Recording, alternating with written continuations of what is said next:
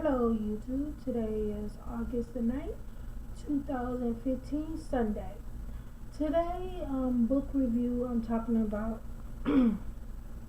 is Cut.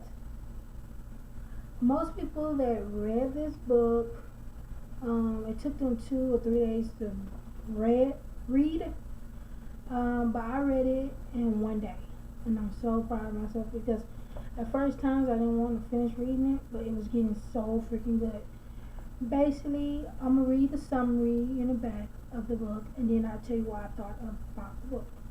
It said Karina cuts herself, never too deep, never enough to die, but enough to feel the pain, enough to feel the scream inside.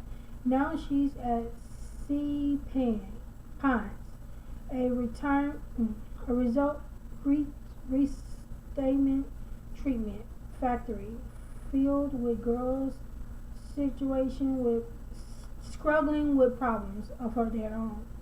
Struggling with problems of their own. Clarina doesn't want to have anything to do with them. She doesn't want to have anything to do with anyone. She won't even speak. But Clarina can only stay quiet, silence for long. I thought, let me tell you why I rate this first. I give this 5 stars out of 5. I really liked it. I don't see how this author, how she wrote how it felt to cut if she never was a cutter. That's so weird to me that she put it right on the point. She like used the right word, and like she did her research really good because she had it on point.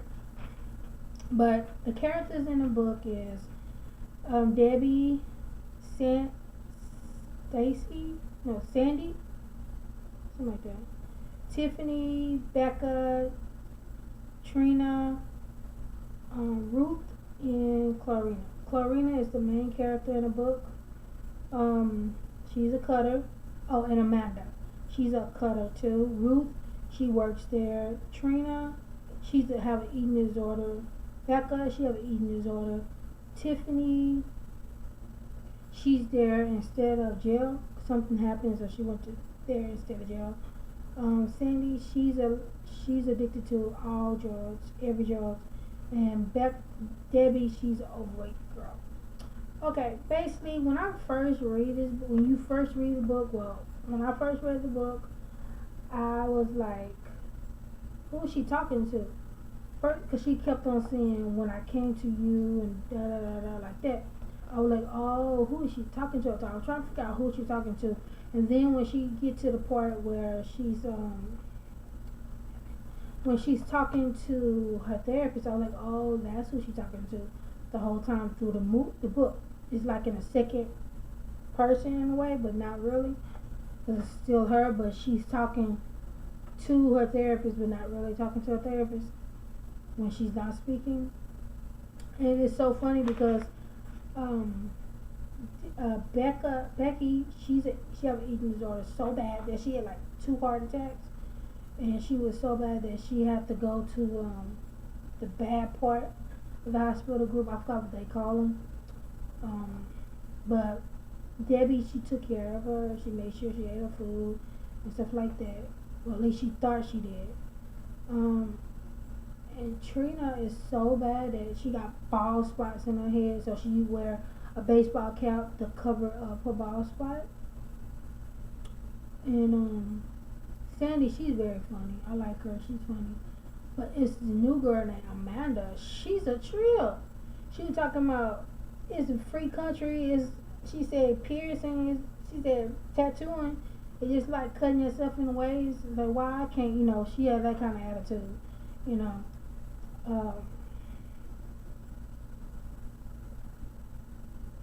I thought it was funny how in the book they call Sandy called her ST for short. Her nickname was ST. She called Clarina ST for short for her nickname, stand for silent treatment. Because she Clarina never talked, so that's what she called her. And instead of calling the hospital, they call it, what's the name of this hospital?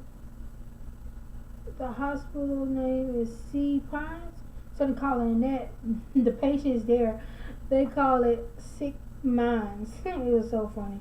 I thought that was funny. And it's so funny because everything that she described in the book of what Clarina had said, how um, they had levels and how they had like what everybody have to do and stuff on a chart and where the assignment, where they're supposed to go next and everything.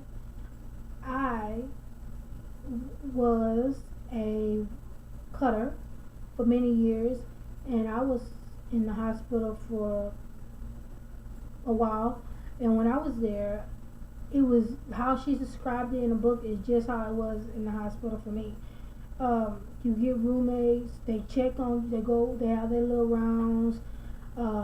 They put everybody's name on the board, who they go and where they go, who take what medicine. You do got like you only could go to certain levels, could go to certain areas. If you don't have this, you're not a certain level, you do have to be escorted with somebody else. In my case, when I was there, I was just like her. I didn't speak to no one for like 3 months. When we went to group, I would not speak. When I went to therapist, I did not speak. When we went to art therapy, I did not speak. I did not draw anything. When we went to music therapy, I didn't participate in nothing. I refused to eat the food because I thought they was poisoning me, so I refused to eat that. So I was somewhat like her in the beginning, quiet, and I was like I was like all of them in a way, not always. Some of them, parts of them, I was like everyone in all these characters. I was like part of them, each of them. But I really do believe that it was just like how she described it though, because we all had our sections. You get levels, and if you do bad, you go in a bubble room.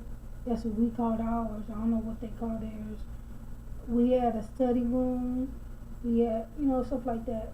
So I'm like, it's just like how she described it. And I was shocked when I got through reading it. I was like, at the end, I was like, she had the opportunity to go home, but she decided to stay because she really knows that she needed help. And that's a good thing. But what shocked me is the author. She never cut. And she described everything so detailed, so good, because obviously she did her research and she went to a hospital to get research and stuff like that. But it was so funny to me. And I like how they asked in the book, she answered questions, because when people, I guess she put that in there because a lot of people must have asked her questions of why. Like, I'm going to read the questions they have. I'm not going to read what she said in each of the questions, but I'm going to read what the questions are. Okay, the first one is, where did you grow up? What was it like? And then another question was, what did Cut come from? And then say, you memorized that, you mentioned that Chlorine is similar to you at 15 years old. Can you tell us a bit about what high school was like for you?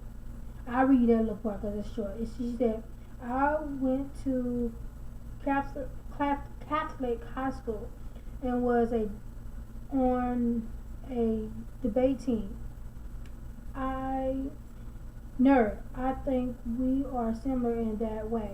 We both feel isolated and out of place in world where everyone else looked like they really had it together.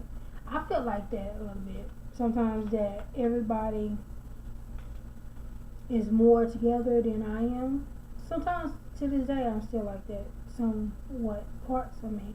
Okay, the next question is, how much research did you do? Who were some of the people you talked to? And then she got like a whole paragraph on that. And then what was the hardest part about writing Cut? And then she wrote, the next question was, Clara has wonderful and fluctuant bounce with bond with Sam? Oh yeah, Sam is her brother. He is so adorable. Do you have any siblings of your own? And then she said she had three sisters. Um, did you have a general idea of how Cut was going to end while everything isn't imaginably better for Clarina? Is finally it finished on a surprise hopeful note. And then the next one, before you wrote Cut, you were a journalist. What made you decide to write a novel for teens? The next one question is what is it like to write for and about teenagers? The next question is who are the literal informers? I don't know what that means. What are your a person stop you on the street and asks you to tell him something cool. What do you say? The next question is if you had to pick a quote to fit your life right now, what would it be? And then write how did you go about it? So I thought that was interesting how in the book she put how I like how she put in the book questions and she answered the questions that people answer her. So I thought that people asked her some questions and she answered them in the book. So I thought that was neat. This is the author right there. If you can see her, I'm just shocked that she wrote this so freaking good. I love this book. But I love the relationship between her and her brother. It's so amazing. But I give this book 10 stars. Love it, love it, love it. If you having trouble with cutting or anything like eating disorder or you just depressed period, I think you will take something out of this book. You will take at least something out of this book. I don't know what, but if you read it and you have a problem, any of these problems that the kids in this book have, you will like this book. You might. I'm not saying you will, but you might take something from this book. What I take from this book is that I was in similar. I was in similar. I was in her position a long time ago, and I too acted just like she did, and I did not want to talk about what was bothering me. And when I did, it actually did help. It helped me to stop cutting for a little bit, but obviously I went back to it. But then I stopped eventually on my own. Most definitely, for definitely. Being I haven't cut in say 5 or 10 years, so that's a good thing. But this book really touched my heart because it reminds me of what I've went through when I was cutting at the time. And I'm glad that someone like her who haven't experienced this wrote such a good book.